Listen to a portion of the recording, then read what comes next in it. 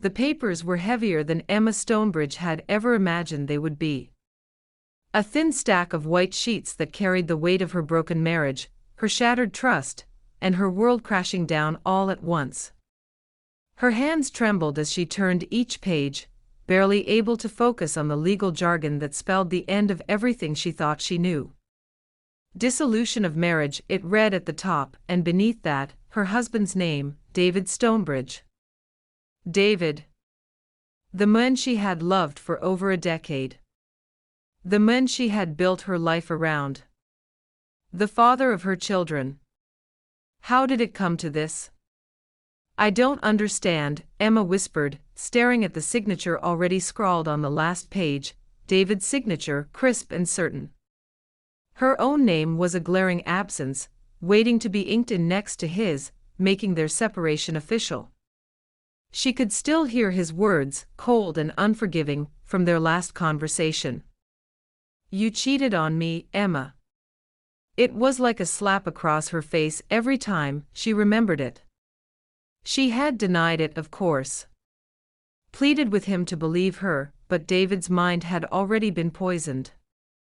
The rumors, the lies, they had all taken root, and no matter how much she protested her innocence, he had refused to listen.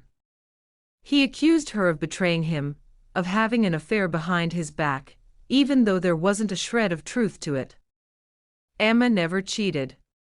She had devoted herself to their marriage, to their children, to their life together. But none of that mattered anymore. David was gone. She looked up from the papers, blinking back tears as she glanced around the empty house. Their home. The walls felt colder now, the rooms echoing with a silence that once held the laughter of their two children, Jeremy and Lily. She had always loved this house, the high ceilings, the large windows that bathed the living room in natural light, the warmth that filled it when they were together as a family. But now, it was just a shell. A reminder of what had been lost. Jeremy and Lily. Her heart twisted painfully at the thought of them. David hadn't just left her, he had taken the kids with him. He had the nerve to claim that she was an unfit mother, all because of her work schedule. Her career as an architect, which had once been their shared dream, was now being used against her in court. He wanted full custody, and the legal battle had been vicious. Emma knew she had been working long hours, longer than usual in the months leading up to their separation. The firm had landed a massive project, one that could have propelled her career to new heights. She had thrown herself into the work, eager to prove herself, to secure a future for her family. But she had never imagined it would come at the cost of her marriage. I thought we were happy, she whispered to the empty room. The truth was, the signs had been there all along, hadn't they? The late-night phone calls David took outside, the sudden distance between them, the unexplained absences. She had noticed it, but she had been too busy, too trusting, to dig deeper. And now she was paying the price for her blindness. She dropped the papers onto the coffee table and collapsed onto the couch, burying her face in her hands. Her chest heaved with silent sobs as the reality of it all came crashing down. David was gone. Her children were gone. Her life had been ripped apart, and she didn't even know why. After what felt like an eternity, Emma finally lifted her head. Her tear-streaked face was reflected in the large mirror hanging on the wall. She stared at her reflection, seeing the toll the last few months had taken on her. The dark circles under her eyes, the hollow look in her once bright gaze. She barely recognized herself anymore. This wasn't her. This broken woman, this shell of who she used to be, that wasn't her. She was stronger than this. She had to be, for her kids. If David wanted to believe the lies, if he wanted to paint her as the villain, then so be it. But Emma wasn't going to sit idly by and let him take everything from her. No. She was going to fight. Wiping the last of the tears from her cheeks, Emma stood up and walked back to the table. She didn't hesitate this time as she picked up the pen. Her hand hovered over the divorce papers for a brief moment, and then, with a sharp intake of breath, she signed her name. The ink flowed smoothly, sealing the end of her marriage. But as Emma stared at her signature, a new resolve hardened in her chest. If David thought he could destroy her, he was wrong. She wasn't going to be the victim in his story. No, she was going to write her own. And it would be one hell of a story. The first few weeks after the divorce were a blur of legal battles, custody hearings, and sleepless nights. Emma's life had become a revolving door of courtrooms, lawyers, and paperwork. Every day was a fight, not just for her children but for her sanity. David's accusations had poisoned the well, turning even her closest friends against her. Some believed the lies, while others simply didn't want to get involved.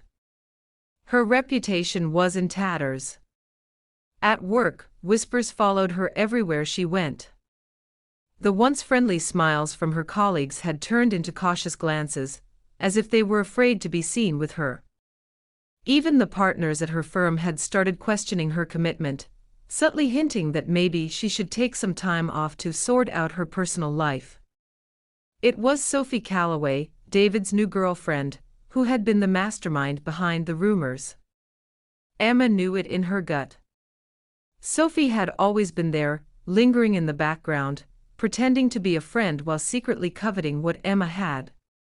And now she had it: David, the kids, the perfect family life that had once been Emma's. Emma tried to keep it together for Jeremy and Lily's sake. She didn't want them to see how much she was falling apart. But it was hard. Every time she dropped them off at David's new house, a sleek, modern monstrosity that screamed of Sophie's influence, her heart broke a little more. The kids seemed happy enough, but Emma could see the confusion in their eyes. They didn't understand why their parents weren't together anymore, why their lives had been split in two. "Mommy, when are you and Daddy going to live together again?" Jeremy had asked one evening, his big blue eyes looking up at her with such innocence that it nearly destroyed her. Emma had forced a smile, choking back the tears. "I don't know, sweetheart," she had whispered, pulling him into a tight hug. "But I love you, and that's never going to change." It had been for months since the divorce was finalized, and though the scars were still fresh, Emma had begun to feel something stir deep within her. What started as despair slowly hardened into anger. Not the explosive, destructive kind, but a quiet, burning rage that simmered just beneath the surface. She had spent too many sleepless nights replaying every hurtful word David had thrown at her, every accusation, every betrayal. And each time, the flame inside her grew a little stronger. Emma had always been a fighter. She had fought her way through the male-dominated world of architecture, through grueling hours and difficult clients, all while balancing motherhood. She had fought for her marriage, even when it seemed like David had checked out long before the divorce. But now she was fighting for herself. The first step was getting her career back on track. After months of being sidelined by the rumors and David's smear campaign, Emma decided it was time to make her move. She threw herself back into her work with renewed focus, determined to remind everyone exactly who she was. She took on the most challenging projects at the firm, staying late, poring over blueprints, and leading client meetings with a calm, confident demeanor that belied the storm brewing inside her. It wasn't long before people started to notice. The whispers around the office began to change. Instead of gossiping about her personal life, they were talking about her latest designs, her innovative approach, her ability to handle even the most demanding clients with ease. Emma was making waves, and no one could deny it. The firm's partners, who had once been skeptical of her ability to bounce back, began to see her in a new light. One afternoon, Emma found herself in a meeting with William Grayson, the senior partner, and one of the most respected architects in the industry. He was a man of few words, but his praise was highly sought after, and when he called her into his office, Emma could feel the shift in the air. "Emma," Grayson said, looking at her over the top of his glasses. "I've been hearing good things about your work recently." "Thank you, Mr. Grayson," Emma replied, keeping her voice steady, though her heart was racing. She had been waiting for this moment, the moment where her career would be back on solid ground. "We've got a new project coming up," he continued. "A major one. The firm has been tapped to design a high-profile development downtown, luxury condos, a shopping district, the whole 9 yards. I want you to lead the design team." Emma blinked, barely able to believe what she was hearing. "You want me to lead it?" Grayson nodded.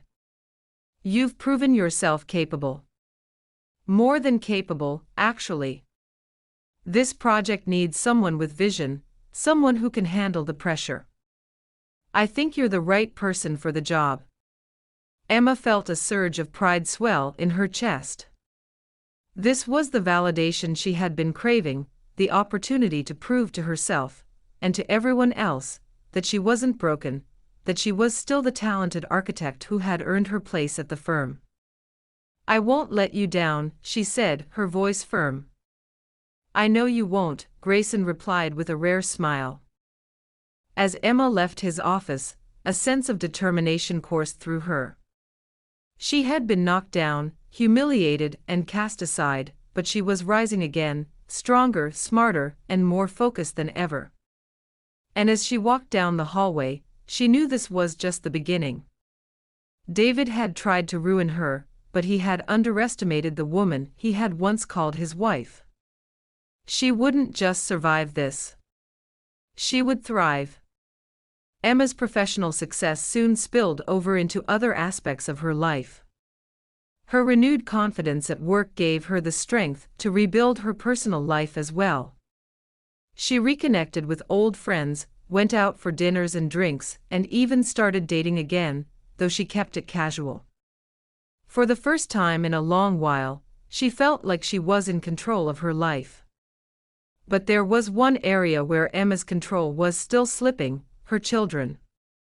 David had been relentless in his pursuit of full custody, painting Emma as a workaholic who barely had time for Jeremy and Lily. And though she fought back with everything she had, the cord had been swayed by David's wealth, his charm, and Sophie's carefully curated public image as the perfect new girlfriend. For now, Emma had joint custody, but it was clear that David was angling to reduce her time with the kids even further. It was infuriating. David, the man who had abandoned their marriage based on false accusations, now had the audacity to try and take her children away from her. Emma seethed with anger every time she thought about it, but she knew she couldn't afford to lose control. She had to play the long game. And so she did. Emma made sure to document every moment she spent with Jeremy and Lily, keeping meticulous records of their time together. She volunteered at their school, attended every soccer game, every recital, every parent-teacher conference. She made it impossible for David to paint her as an absent mother. But it wasn't just about proving herself in court. Emma genuinely wanted to be there for her kids, to be the stable presence in their lives that they needed after the upheaval of the divorce. She could see how confused they were, how torn they felt between their parents.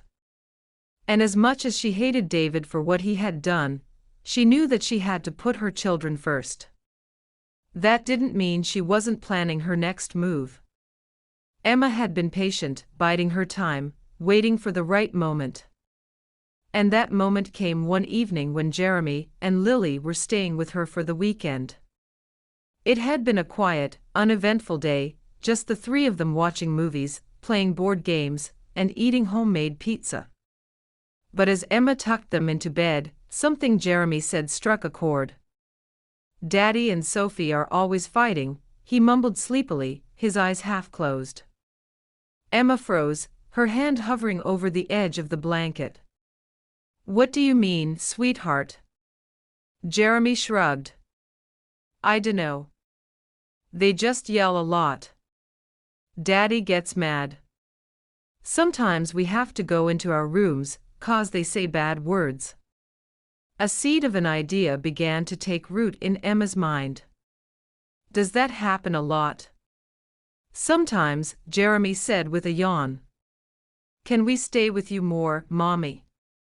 Emma's heart ached at the question, but she kept her voice calm. "We'll see, baby. Now get some sleep." As she left their room, Emma's mind raced. David and Sophie were fighting. If their relationship was on the rocks, it could be the perfect opening for Emma to strike. She had played the part of the quiet, cooperative ex-wife for long enough. Now it was time to start taking back what was hers. And so, with newfound determination, Emma began laying the groundwork for her plan. Emma wasn't one for overt manipulation, but she had learned how to be strategic, to wait for the right moment, and to strike when the opportunity presented itself. She had endured months of David's lies, his public facade of being the doting father while trying to destroy her in court. But the cracks in his perfect image were beginning to show, and Emma was ready to exploit them. The first step was subtle. She made sure to show up to all of the kids' events looking flawless, poised, put together, and gracious to anyone who spoke to her. At school functions, she mingled with other parents, making sure her presence was felt. And when the kids mentioned David and Sophie's arguments to their teachers or friends, she made sure those conversations made their way to the right ears. David's perfect family image was starting to unravel, and Emma made sure to be there, looking like the calm, collected mother who had it all together. But she wasn't done yet. Emma hired a private investigator, someone discreet, to dig into David and Sophie's lives. She wanted to know everything: where they went, who they saw, and most importantly, if there were any skeletons in Sophie's closet. Emma had a feeling that Sophie wasn't as squeaky clean as she pretended to be. And she was right. Within weeks, the investigator uncovered the truth: Sophie had been having an affair. The irony wasn't lost on Emma. David had accused her of cheating, only to end up with a woman who couldn't stay faithful to him. The revelation was a bitter vindication, but it was also the weapon Emma needed to take David down once and for all. Emma sat on the information for a few days, carefully planning her next move. She didn't want to act impulsively. She wanted to make sure that when she played her hand, there would be no coming back for David. With the knowledge of Sophie's affair in her back pocket, Emma was ready to strike. She knew David's ego was his biggest weakness, and there was no way he would take kindly to being made a fool of by the woman he had left his wife for. But Emma wasn't going to confront him directly. No, she was going to let David's world unravel piece by piece, just like he had done to her. Her first move was to make sure the affair became public. Discreetly, of course. Emma arranged for the investigators' findings: photos of Sophie with her lover, time-stamped hotel receipts, and incriminating text messages, to be leaked to one of the prominent gossip columns in the city. She knew that once the story broke, it would spread like wildfire. People in their social circles loved a good scandal, and the story of David's new fiancée being unfaithful was too juicy to ignore.